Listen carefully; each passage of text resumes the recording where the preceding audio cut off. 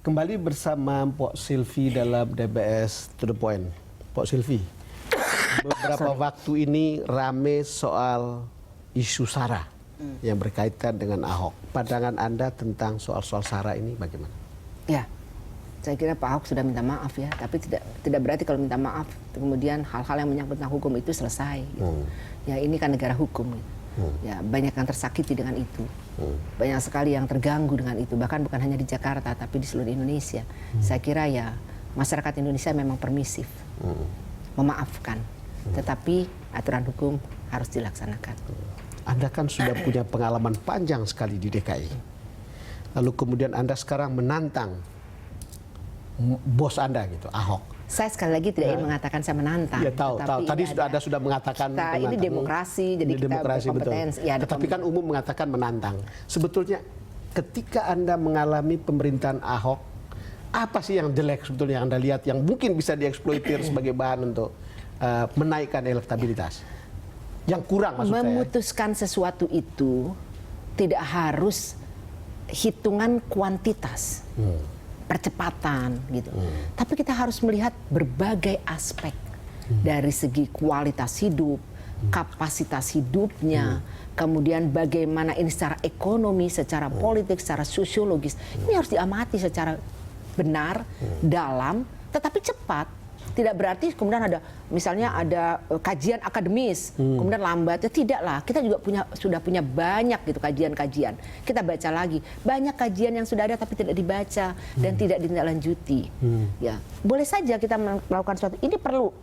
Tetapi sudahkah ada uji coba? Nah, kemudian bagaimana kajian akademis bukan hanya sekarang. Kita lihat dulu masih ada pertimbangan-pertimbangan lainnya. Nah ini yang barangkali kita perlu sekali tekankan ini, tapi harus cepat sekali. Kalau tidak salah, memang kan problemnya itu adalah, saya tidak tahu, kalau saya mungkin pegang birokrasi juga mungkin akan marah. Dan cepat marah kalau birokrasi itu jalannya lambat. Terus Anda bilang harus tetap cepat, tapi juga harus betul-betul lebih, mungkin katanya harus lebih telaten untuk lihat problemnya kan. Yang ingin saya katakan adalah bahwa sering Jakarta itu membutuhkan kecepatan.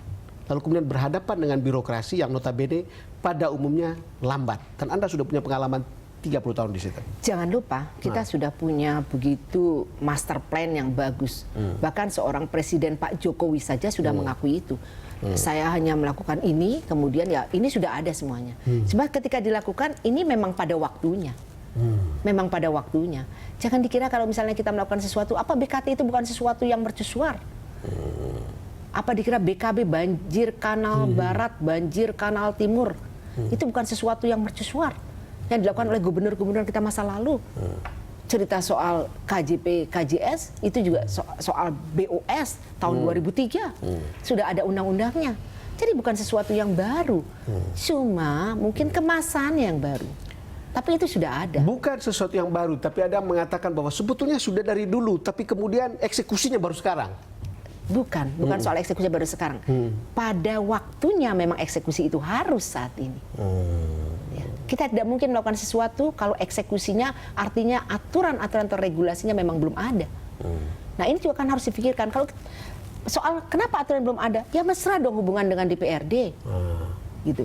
Kan sebuah pemerintahan itu adalah kemitraan antara pemerintah eksekutif dengan legislatif. Sekarang saya ingin konfirmasi ke Pok Silvi.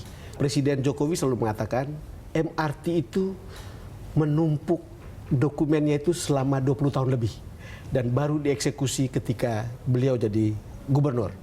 Lalu kemudian cerita sekarang LRT, saya tidak tahu apakah dokumennya juga sudah lama lalu baru sekarang akan mulai dibangun. Kan ini saya ingin mendapatkan penjelasan Anda tentang bahwa itu apakah benar itu sudah dari dulu seperti yang misalnya MRT misalnya.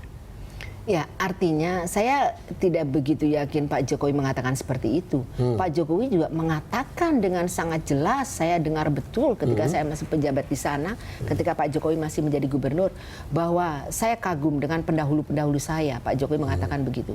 Ini semua master plan-nya sudah ada. Kalaupun master plan semua hal sudah ada, transportasi kah, perumahan kah, kemudian bagaimana green city itu sudah ada semuanya. Cuman memang kita kan punya step by step dari pelaksanaan ini. Kan ada masanya kapan mesti dilaksanakan ini. Masa tiba-tiba kita melakukan giant sea wall, tapi kemudian kita harus merapikan, kan ada stepnya. Kemudian kita melakukan MRT, kita memang langsung melakukan seperti itu. Ya ada masanya di zaman Pak Sutioso, di zaman Pak Fauzi Bowo, apa step yang harus dilakukan?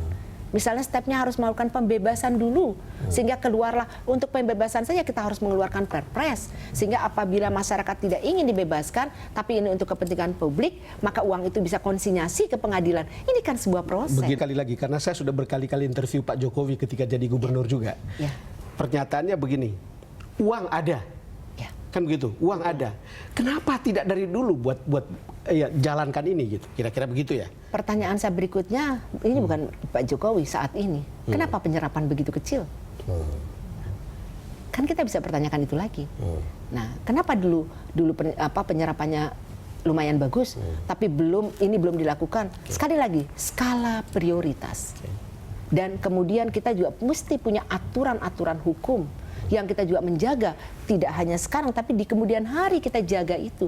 Jangan sampai ini menjadi bom waktu. Gitu. Saya tahu betul bahwa memang ini adalah untuk kepentingan publik, tapi jangan lupa kita negara hukum yang harus punya landasan, harus based on regulation. Kalau saya minta Anda untuk mengatakan 3 hal yang harus dikritik keras dari orang Ahok, apa saja?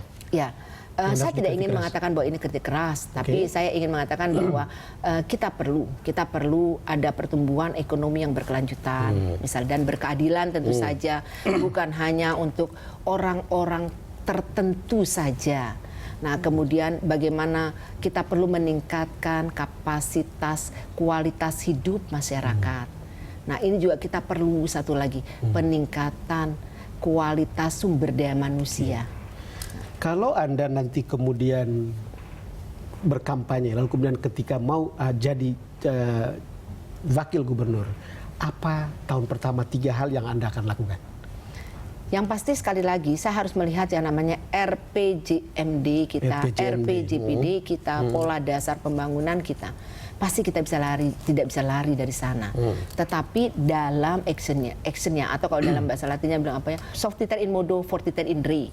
Tegas dalam prinsip, luwes ketika menerapkan itu. Artinya kita bisa berdialog, kita bisa keep in touch, kita berada di sana, bukan kemudian kita berada di ruang-ruang kantor, kemudian kita melihat secara gadget, oh ini semuanya sudah based on sistem, semuanya sudah IT based on. Tapi gitu kan ya. Semua bisa dilihat di situ kan.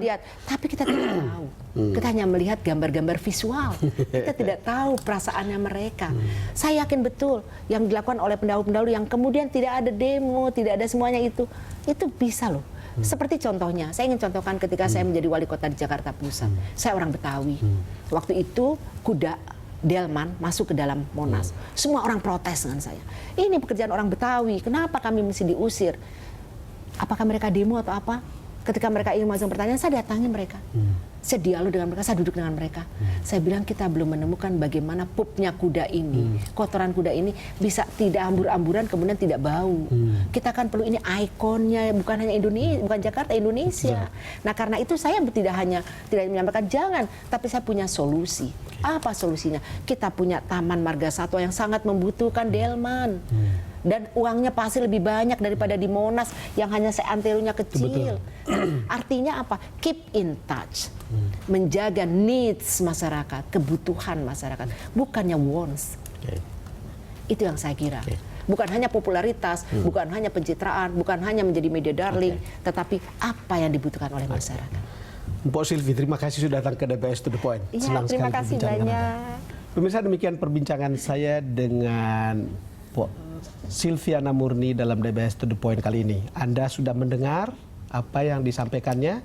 Anda pasti akan terus mengikuti perjalanan Mpok Sylvie ini bersama Mas Agus menuju DKI 1. Apakah sukses atau tidak, Anda pasti akan mengamatinya dengan lebih jeli daripada apa yang Anda dengar di pembicaraan kita kali ini. Terima kasih karena Anda sudah bersama kami dalam DBS to the Point kali ini. Sampai jumpa lagi dalam episode berikutnya.